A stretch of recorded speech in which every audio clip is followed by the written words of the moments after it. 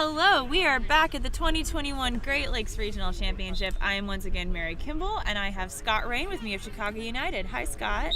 Hey, Mary. Thanks for having me again, especially for this game. I'm really excited. Two Midwest teams, one from my hometown, one just an hour and a half north. And we get to have a rematch of sorts. Both Marquette and Columbia have faced each other already this season. I'm going to pause for the classic Marquette chant.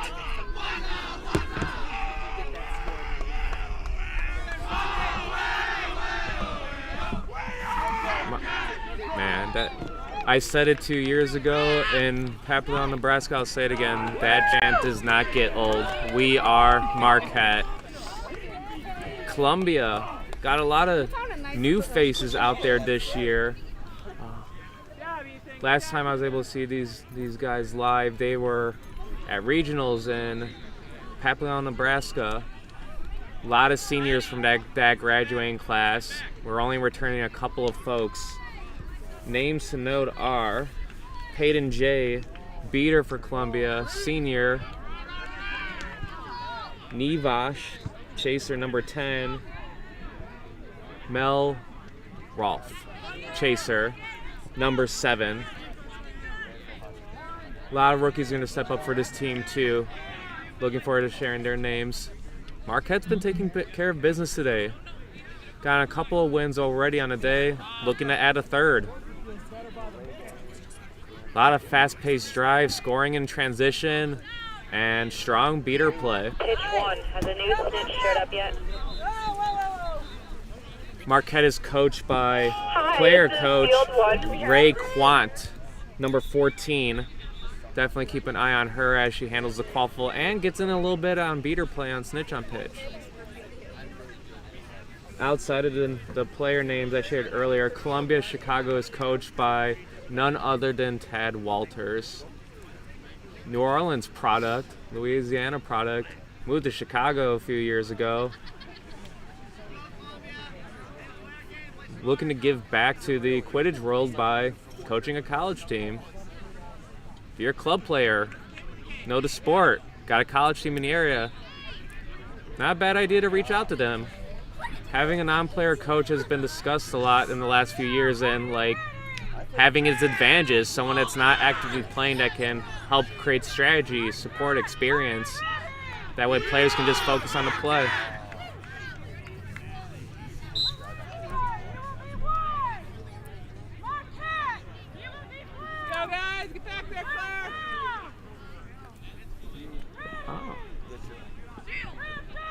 I mentioned earlier Nevash is chasing, but right now dual male beer set for Columbia and Nevash and Peyton. Marquette will walk the quaffle up. As I've shared already today, new rule set. Instead of running to the balls at midline, we all just take a choice. Do you want bludger control or do you want the quaffle? Goal is no good by Marquette. Looks like that attempt was from their chaser number 5. That's Evan Kirkman. Typically see them at the beater position, but now playing chaser today. Marquette's going to get the first score of this match in Charlie, number 64, keeper for Marquette. First time around for these two teams, Marquette got the upper hand with the win. Columbia's had some time to practice since then, get some other games in. Looking a lot better. Will it be enough to flip the script on this Marquette narrative? We shall see. They got bludger control. They got a quaffle. See what they can do with it. Quaffle is passed off from number 3, Owen, to Mel. Mel's got the quaffle.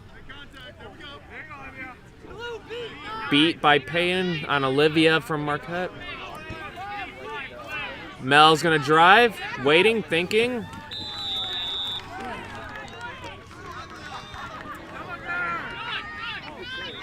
Mel gets wrapped up. A short pass to Columbia chaser. That is number 4, Ashton Johnson. Evan Kirkman will pull up, driving. That the goal is no good. A opportune beat by Nivash for Columbia to stop that score from Marquette. Marquette currently leads 10-0. Columbia will walk it up. Quaffle's in the hands of Owen, joined by Mel, Ashton, and keeper number 2, Ross Palmer.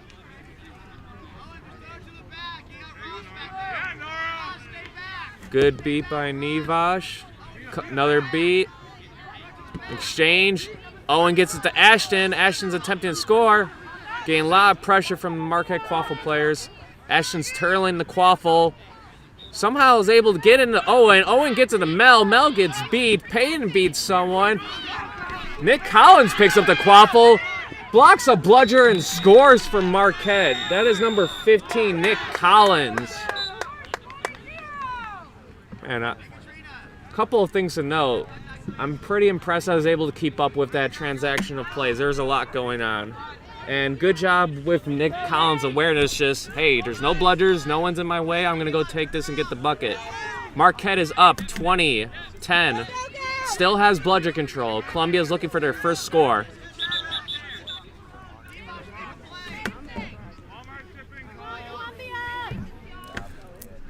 Owen will walk the Quaffle up, supported by beater pair Payton and Nivash. Owen's driving. Gets it to Ross. Ross takes a shot. The goal is good.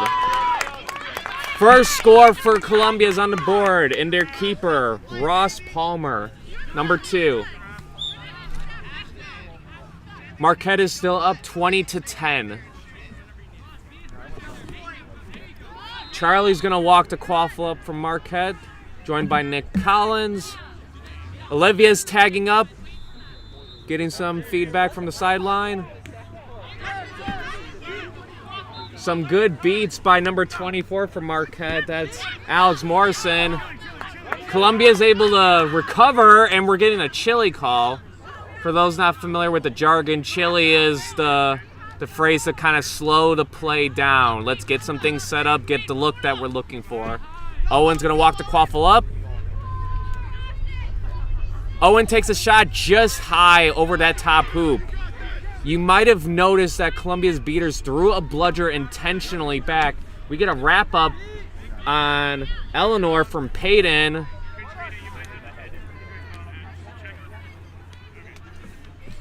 Eleanor slow to get up, but is walking of their own accord.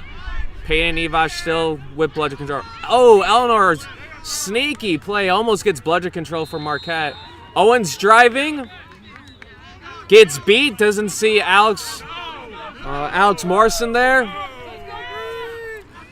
Marquette's version of the chili call is whoa. Means the same thing though. Beater pair from Marquette is number 24, Alex Morrison, and Eleanor McKay, number 1. Alex gets beat. Oh.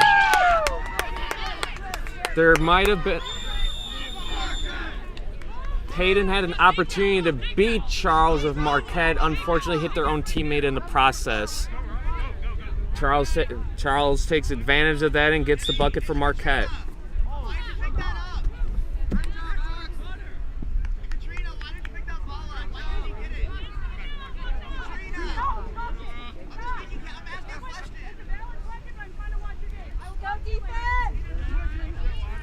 Holding down the line with speaking captain and coach for Columbia. Pass to Ross. Ross takes a shot, misses. Owens attempting to recover for Columbia, does so. We got a beater. There's a score for Ashton Johnson, number 4 for Columbia. In the process, gonna quickly put that back on. I mentioned earlier there was a beater sub for Columbia. That is number 15, Colin Gaines. That is astounding how many Collins are involved in this game. We got Colin Gaines from Columbia. We got Nick Collins from Marquette. And then we got, I know there's another Collins somewhere. Then there's number 44, Colin Chaser for Marquette.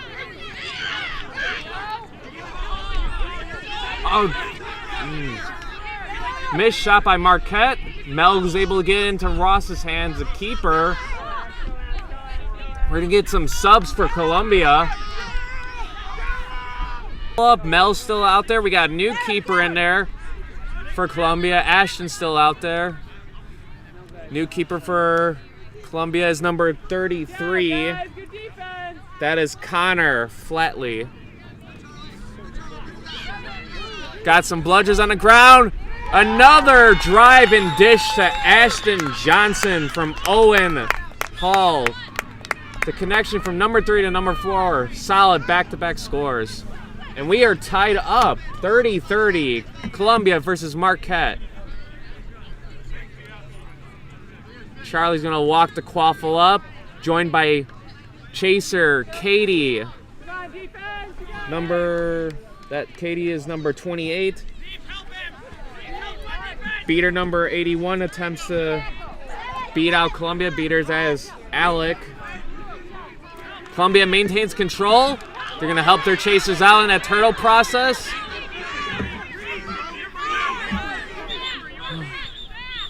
We're going to get a stoppage of play.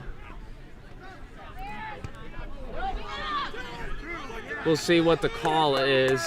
It can be a little hard to hear those beat calls. You're really not wanting to give up the quaffle right away. And there's people saying, hey, people are beat.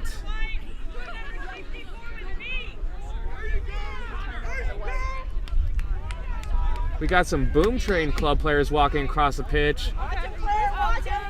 That is okay. We like these people. Mary and Kaylee are going to crawl. And we will see them next time. We got a chaser cell for Columbia. That is number 13, Ania Dillard. We got a whistle blown.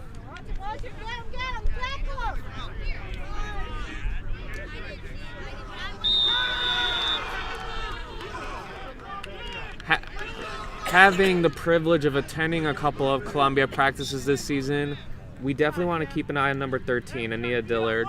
First-year player, very athletic, very quick, very comfortable with the quaffle in their hands.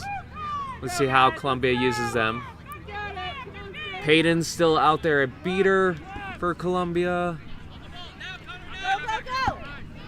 We still got number 9 and number 28 out there for Marquette. That is Olivia Stewart and Katie Ruskowski at chaser.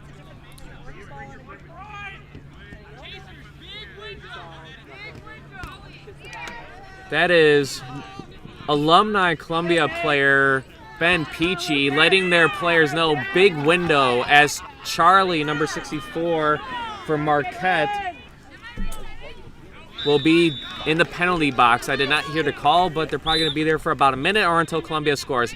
Mel's going to drive, passes off. Short pass, recovered by the keeper. High pass. Just over 22's head. Number 22, that is Marcus Bailey. Pass was high from Connor Flatley. Columbia will head home. Garden Hoops play defense. They have bludger control. Nick Howard joins the pitch at keeper for Marquette, number 61. A lot of drives, a lot of buckets from Nick today. We'll see if they are able to replicate. Spin move, drive. There it is. Just called it. Nick Howard gets a score for Marquette. 40-30.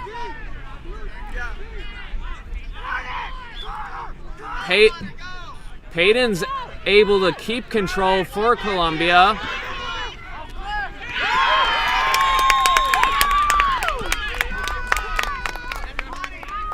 Goal is good by Columbia. I will admit I was keeping an eye on Payne's bludger play with number 7 of Marquette, Charlie Farrar.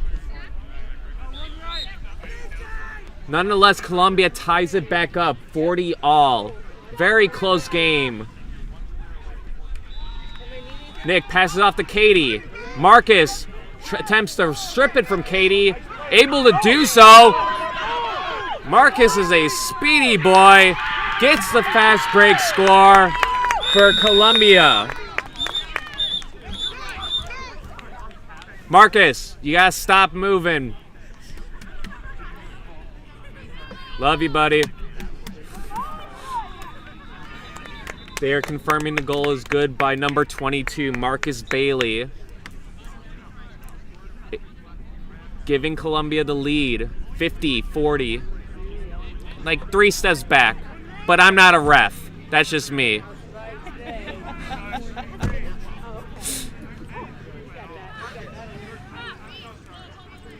Tad taking a moment during ref deliberation to tell people things about stuff more or less. Peyton and Colin discussing some beater play there.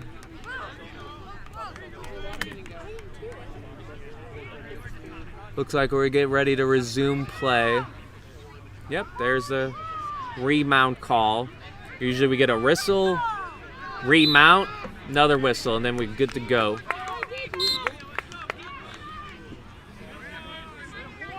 Charlie Farrar has the bludger, joined by their partner number 81, Alec. Nick Howard has the quaffle for Marquette. Will walk it up, looks for a beat, a lane. That is low, just misses the bottom part of the hoop. That's unfortunate. Payton, some solid bludger play, keeps control. Missed shot by Marquette. Keeper for Columbia wasting no time. We are getting down there.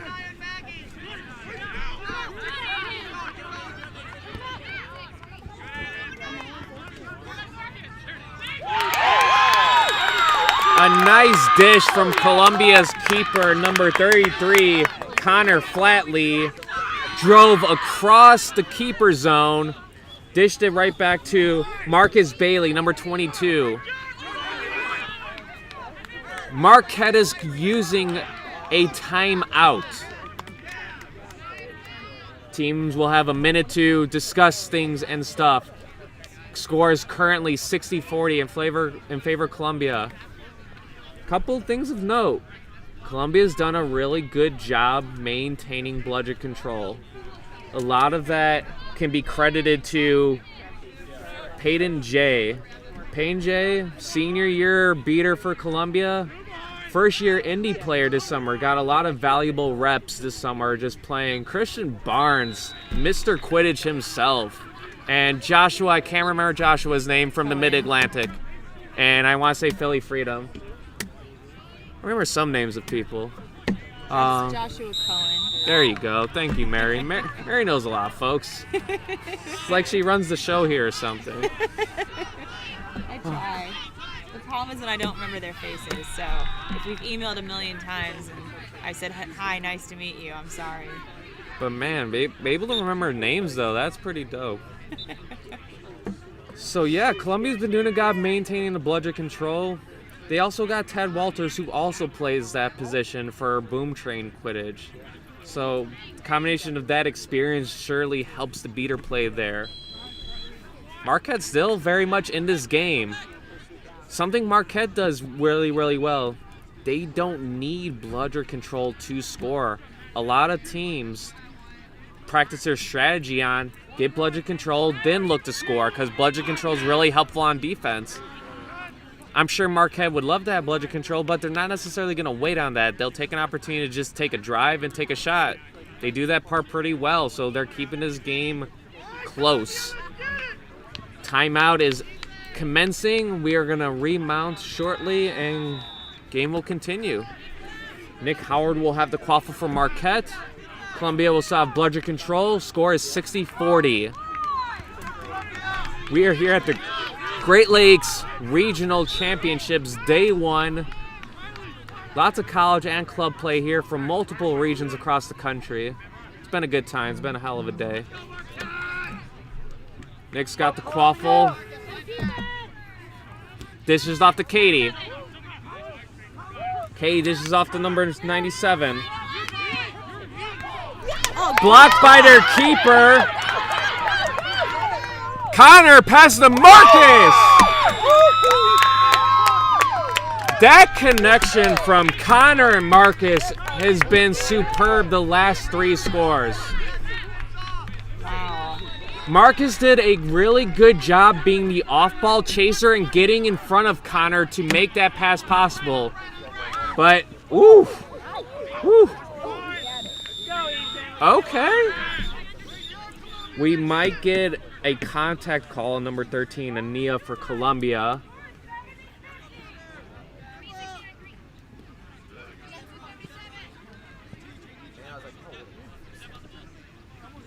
It was Ania, number 13.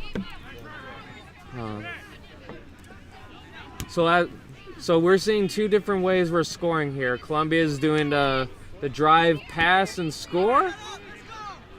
Marquette, we're going to drive and score. One less step. Keeping the score within 2. Columbia's up 70-50. Nick Howard, a veteran of the Marquette program.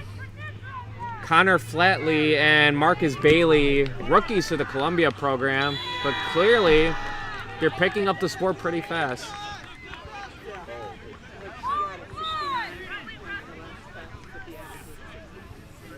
Trina, head ref for this match.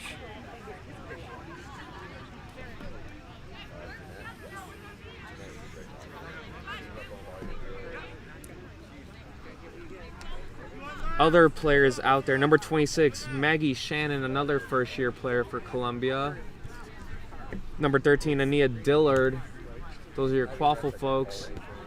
At beater, we still got Peyton J. I don't know if Peyton J subbed out yet. That's number 11. And then Colin Gaines, number 15 for Columbia. From Marquette, we got number 50. Don't have a name on number 50.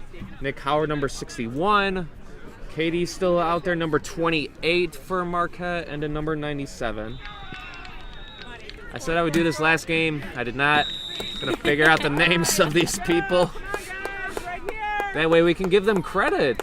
Like half the fun of the live stream and the commentating is I get to like hype people up, and it helps when I have names of folks. Anaya is on Columbia, right? Yes, number Anaya. 13. Yes, we just got confirmed pronunciation. Anaya. Anaya. Thank you for correcting me, Mary. I've been reading that wrong. A little disappointed. I've practiced with Anaya. I should know how to say her name. Sorry, Anaya. You can yell at me later.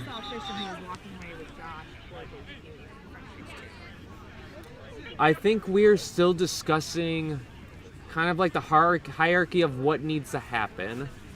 From what I saw over here, Anaya made back/neck contact on Nick Howard, but Nick was still able to score. Is there still a penalty? I'll be honest, I do not know that because I don't ref that regularly. But that's just what I'm seeing from here. Maybe there's something else that we're missing. Really appreciating the refs taking the time to make sure we're all on the same page. There's a lot at stake for these college teams especially. We're fighting for bids. If I'm not mistaken, there are 6 bids for 15 or 16 college teams this weekend. What are those bids for?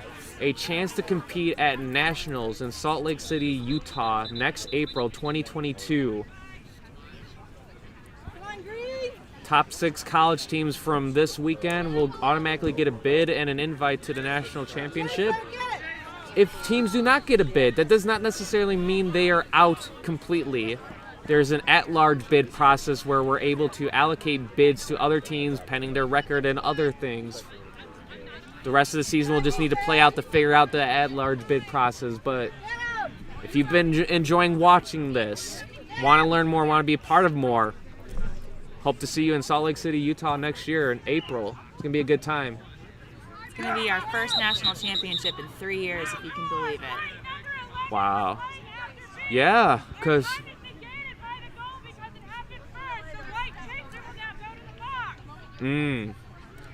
So we got confirmation on the... Ooh, we got a veteran all-star, Liz for Ball State, walking across the pitch very quickly. And Indy Chaser as well. We just got confirmation of what's going to happen on the pitch. It looks like Marquette's going to get bludger control. Maggie's going to serve some time in the penalty box. The goal is good for Marquette, and it looks like the keeper from Marquette, Connor Flatley, will just have the qualifier, and we're just going to walk it over to the right. And we'll go from there. The lone bludger for Columbia is in the hands of number 15, Colin Gaines. I think that is Nick Yeager walking across the pitch. You're good, Nick. I'm just saying things about stuff. If you want to, just don't do it a lot.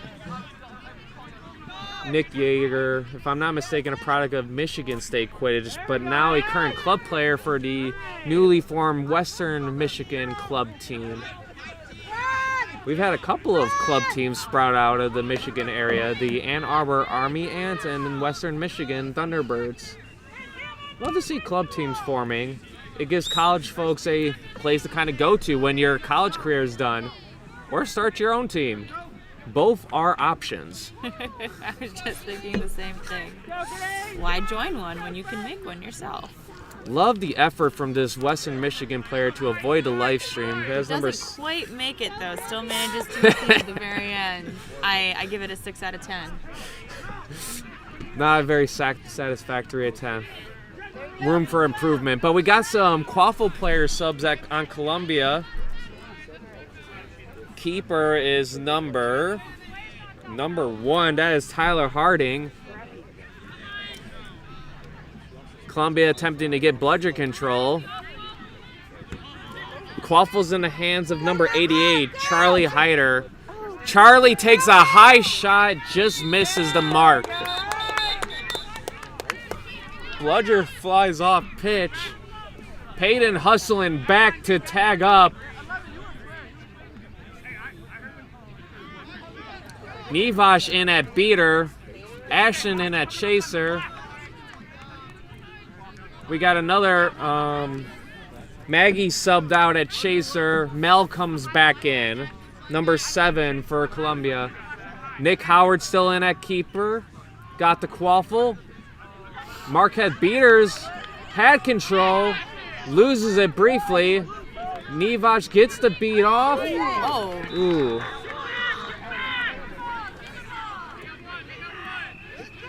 That was quite an intense tackle right there. Definitely.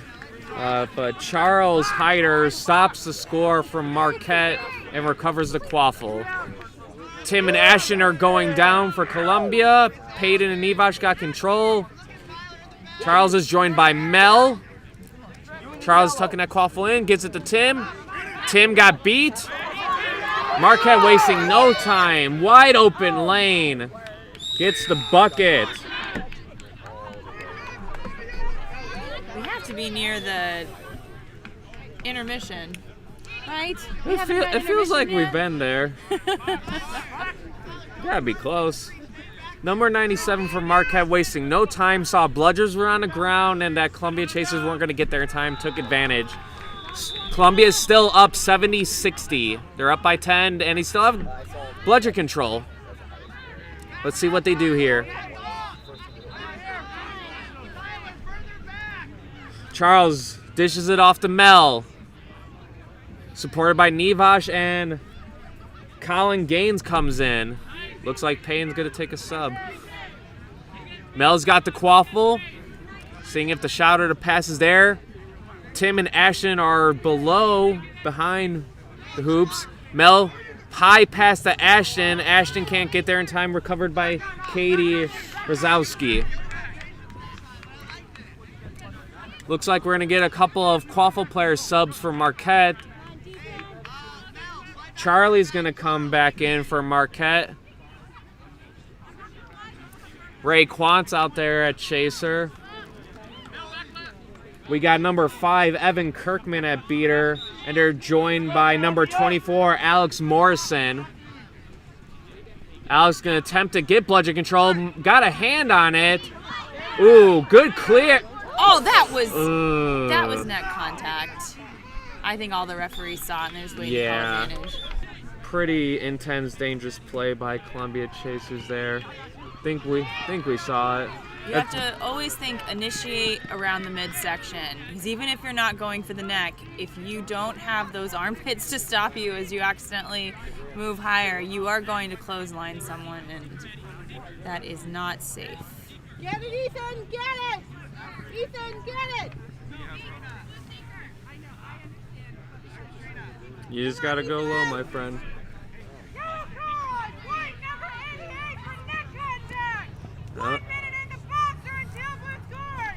Is that Katrina? Yeah, that's Katrina head ref in the game. I don't even need to repeat what she said. She said it so loud and clear.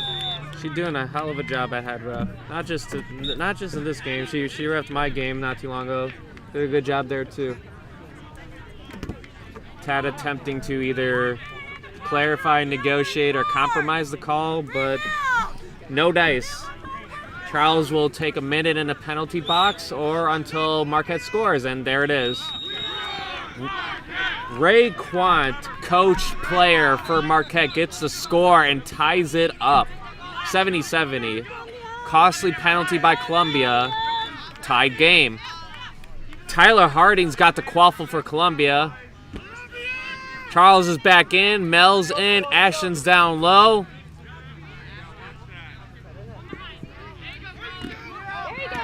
Ooh, good play by Marquette beater Evan Kirkman, number 5.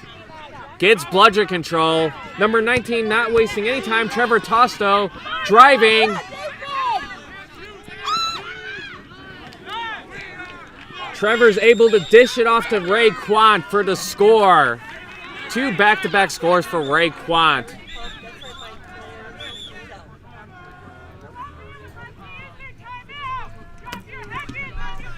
Now Columbia uses their timeout. Very classic, appropriate uses of timeouts from both teams. Early parts of this game, Columbia had the momentum and the lead. Marquette's kind of changed that narrative. They got the momentum. They got the lead now. They're up 80-70. Let's see if the timeout kind of shifts momentum back in Columbia's favor. But right now, Marquette's in a pretty good place. Marquette's shutting Columbia down on defense. Columbia's making some mistakes on defense and penalties.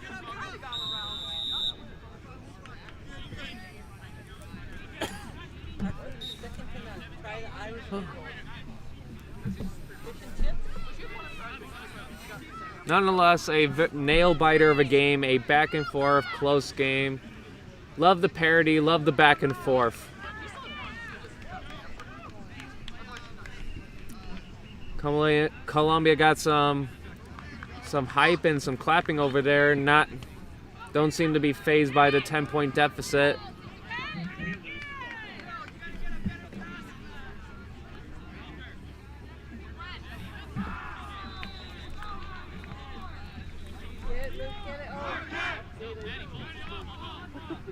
Two of my favorite chants in the Midwest. You got the "We Are Marquette" chant from Marquette, and then art school from Columbia, Chicago. Fun fact, they are an art school. Thank you. Go Columbia! All right, Columbia! To elaborate on what art school could mean, it's a lot of things. They do a lot of theater, digital work, sculpting. One of my favorite stage combat performers is a professor at Columbia. If you want to get into stage combat, go to Columbia, Chicago. It's a good time. Tyler Harding will walk the quaffle up for Columbia. Keeper. We're going to get a almost full line change for Columbia. Payton's back out there at beater, joined by Colin Gaines. Anaya's out there at chaser. Owen's out there at chaser. And Ross is back out there at keeper. And we got Maggie Shannon, number 26. Marquette's got bludger control. I think that is still Alex Morrison and Evan Kirkham. Colin attempt to get bludger control.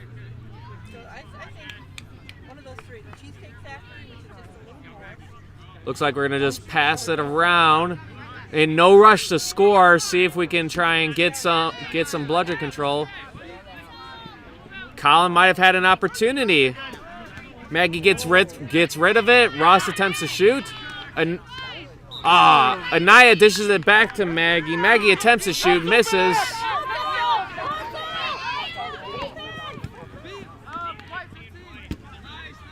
Goal is good. That is number 64, Charlie Wakus. Saw an opportunity. There was no bludgers. Columbia Chasers weren't able to slow them down. All right, Columbia. Columbia has bludger control. They have the quaffle. Let's see what they can do with it. A little bit slower pace from Columbia's end now. Don't let him get it. Don't let him get it.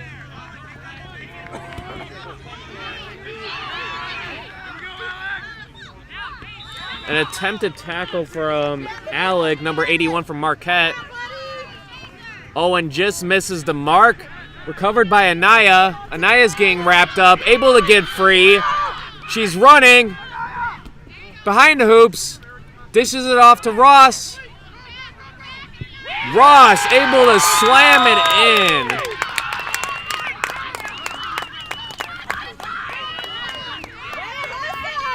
Some life in the Columbia Quaffle game as of late. Keep the deficit to a 10-point game now. Marquette is still up 90-80.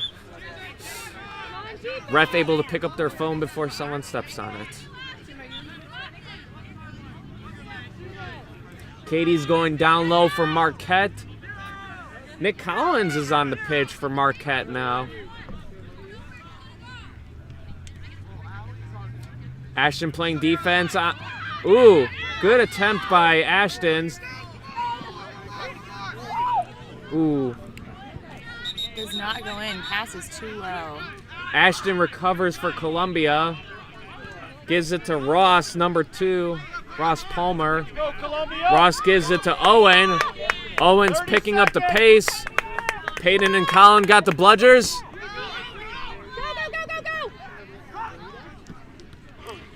Just misses the mark. Owen Howell. Columbia Beaters did a good job creating a lane for their chasers, unable to execute. Still maintain bludger control though. Score is 90-80. Marquette is still up by 10. Olivia Stewart subs back in for Marquette. That is number 9. Nick Collins, Katie still out there. Charlie Wakus is still out there. New beater pair. That is Eleanor McKay is back out there, number 1 from Marquette. Gets beat out. Some pressure. Payton misses the beat.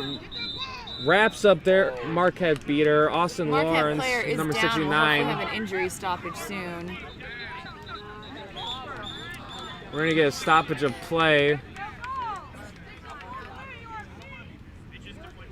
So a couple of things. Peyton J attempted to beat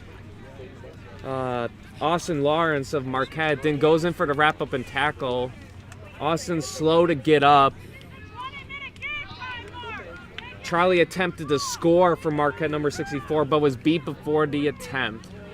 We are also going to get the 20-minute call.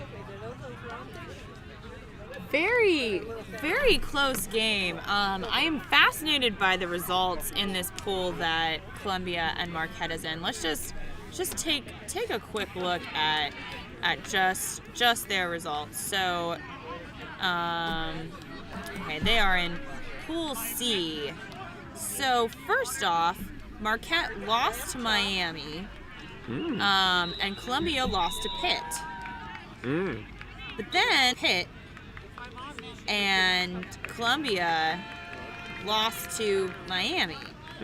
So I guess Miami might be the one that's coming out on top in this pool, but I am just fascinated at the parity that we are seeing right now between these two teams. I guess we've potentially found the middle. I'm not really sure. It's possible, sometimes with these interregional, the more teams from out of region you get, the more parity you'll see just because they're not playing in their bubble anymore. And we might have kind of a three-way tie situation for the middle tier of this pool. One of their games earlier got pushed to the evening because of so we'll